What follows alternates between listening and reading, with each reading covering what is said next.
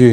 हुजूर, मेरा दूसरा सवाल है, हुजूर क्या आपने आजा बच्चों ये तकसीम कर दो। हाँ, हजरत मसीह मौद को देखा है?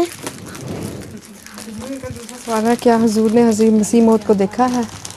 नहीं मैंने देखा, मैं तो बहुत बाद में पैदा हुआ हूँ। हुजूर मेरा दूसरा सवाल है, सूरज से गर्मी किस तरह निकलती है? क्या? सूरज से गर्मी किस तरह निकलती है? सूरज के अंदर एक अवन है बहुत गहरा, उसमें एटम बम की तरह एटम हर वक्त फटते रहते हैं और उनके एटम फटने की वजह से वो शदीद गर्मी पैदा होती है जो बाहर निकलती है।